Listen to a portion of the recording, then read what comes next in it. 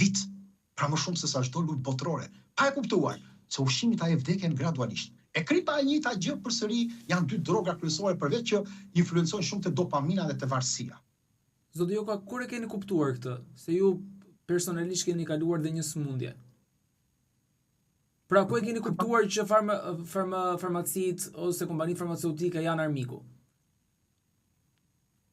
Unë e kam kuptuar ndoshta 15 vite më parë, ndoshta, po, 18 vite më parë, po, besoj diku aty. Dhe gradualisht pasaj duke lexuar materiale, sepse unë po i shpi nga mendja. Jo, absolutisht, jo do dal këtu nga morët shkas. Edhe libra të autorëve të tjerë që janë kundra sistemit, që janë autorë me emër të madh dhe kanë sens edhe në rrjetet shkencore, atëherë krijova një ide më të qartë dhe pastaj fillova ta studioj çik më thellë të situatën ku janë gjeneza, ku do të hynte gjeneza. Po cili ishte shkaku?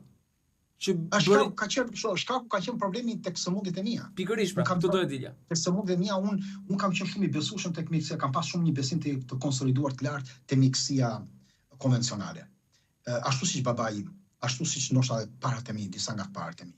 Edhe babai im ndoshta edhe në një nga arsyet e humbjes të jetës është pikërisht bazimi që kishte tek mjekësia konvencionale, që janë bërë shumë gabime në humbjen e jetës së tij, që humbi jetën ndoshta para kohe. Edhe në ardhin e sëmundjeve që erdhën trupin tim nga abuziviteti, se unë kam pasur abuzivitete ku kam qenë njeri, ku kemi qenë të rinj si shumë adoleshent me ardhin e fillimit të demokracisë etj. Kuptova që kisha shumë probleme. Dhe në problemet që kisha, duke u ballafaquar me doktor, me mjek etj, më dolën diagnozat njëra pas tjetrës. Probleme kardiake, probleme me ulçrën, probleme me ekzemën, probleme me alergjinë që ishte bërë shumë e rëndë, domethënë nuk dilja dot jashtë ndonjëherë, shtrisha në tokë nga alergjia, aq keq kam qenë, pija ampula për alergjinë, më kishin ardhur idetë për të bërë edhe vaksinat.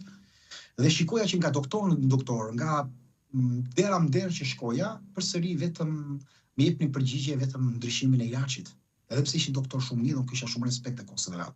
Dhe pash që shëndeti im nuk mund të bazohet dot ose jeta ime të bazohet në duart e tyre. Dhe fillova që në ato vite, këtu flasim 18 vjet para, ndoshta 17 vjet para, të filloja të ulëmtoja vetë, të shikoja të rregulloja situatat vetë, dhe kështu që gradualisht nga reagimi i parë në mendjen time, filloi reagimi në trup, dhe ndoshta për 2 vjet e pak, unë mundem të kem shmangur pjesën përmuese të gjithë problematikave që kisha. Jo me idit, se nuk zgjidhet me idit. Absolutisht. Zoti Joka, ju po ashtu keni folur edhe për ushqimin që nuk ishit kurrë nga tavolina. Nëse do të zgjidhni vetëm 5, cilat do të ishin? Nëse do zgjidhja vetëm 5. Po. Atëherë do zgjidhja mjaltin, do zgjidhja vajin e ullirit, qepën, hudhrën, specin pikant. Por duhet të kuptojmë. Nuk ka vetëm të ushqime, pra nuk është e mundur që vetëm me një pjesë ushqimes të rregullohet shëndeti jonë. Shëndeti jonë është një matricë shumë e gjerë dhe ne duhet të kombinojmë sasitë, kohën e konsumimit, balancimet e ushqimeve, mënyrën se si ham apo pim, pra në të njëjtën kohë, pra i konsumojmë, dhe sa më natyrale apo të shëndetshme që të jenë. Pra kjo është ajo që mund të them. Po këto 5 unë nuk do t'i ndaja sepse nuk i kanë ndarë as të parët tanë, është nga përvoja të parës tanë, është nga përvoja e dietës mediteranea, po jo vetëm e kësaj dietës mesdhetare, po edhe dietave tjera të popujve të tjerë. Pra, të parët tanë e kanë konsumuar edhe specin pikant shumë, edhe qepën, edhe hudhrën, edhe mjaltin, edhe vajin e ullirit. Pra, këto i kanë konsumuar dhe në farë mënyre, to janë disa ilaçe natyrale që ndikojnë trupin tonë. Ndoshta nëse do flisim për ushqimet, pastaj është një grup i gjerë ushqimesh që duhet të jenë të përdorshme, po kjo është pyetje tjetër. Po për 5 gjëra këto do kisha. A mendoni se frika është një nga faktorët më të mëdhenj që i shtyn njerëzit drejt suplementeve, dietave dhe trajtimeve alternative? Shiko, suplementet sot janë thyrë një lloj biznesi, sepse kanë kaluar shifrën e diku 350 miliardë dollarëve.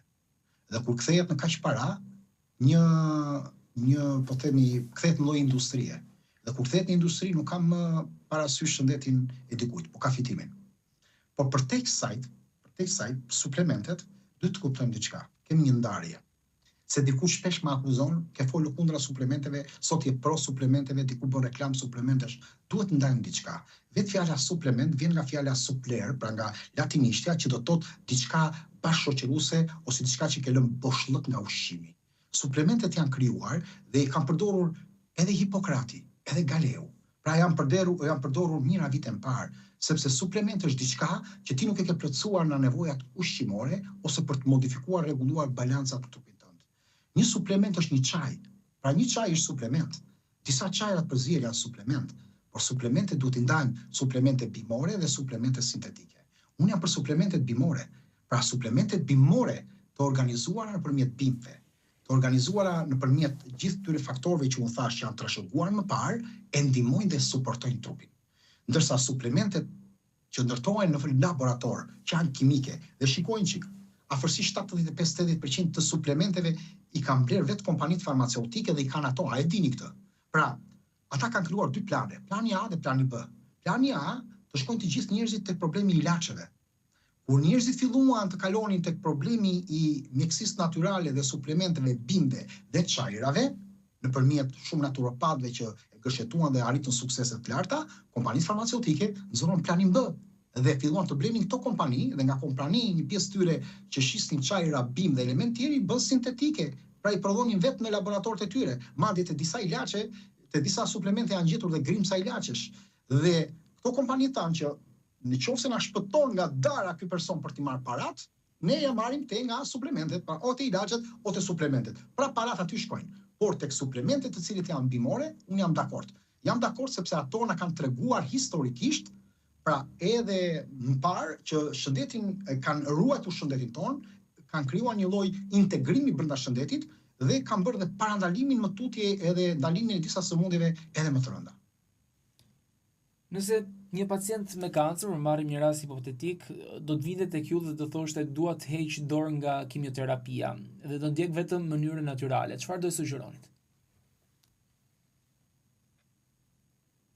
E para njëherë do ta dëgjoja me vëmendje pa e gjykuar, ashtu siç dëgjoj unë gjithë njerëzit në konsulta.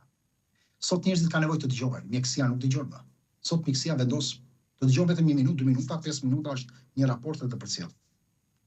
Unë i dëgjoj me vëmendje njerëzit në përgjithësi. Dëgjoj historinë e tyre, do t'i shikoja kartelën e shëndetit, do dëgjoja opinionin e tij çfarë kishte për trajtimin dhe rrugët që ai kishte menduar, dhe pastaj do shikoja stadin, tipin e problemit të sëmundjes tumorit, analizat që ai kishte. Por unë nuk marr kur vendim. Asnjëherë s'kam ndërhyrë që dikush të marrë një vendim. Të gjithëve i kam thënë vendimi është tuaj. Ju keni vendimin për të marrë drejtën tuaj të jetës. Dhe unë vetëm i them këtë, ndihma ime është të mund të përdoret për të ndihmuar me ushqyerjen, me aktivitetin e përshtatur, me gjumin, me menaxhimin e stresit, me metoda plotësuese bimore dhe suplementare për të mbështetur organizmin dhe nuk vendos unë të ndikoj dhe s'kam ndikuar tek asnjë person. Kështu që atij personit nuk mund t'i them vendos unë për ty apo t'i jap një mendim. Absolutisht, deri tani nuk kam bërë një gjë të tillë. Pra kam qenë shumë i kujdesshëm që gjë.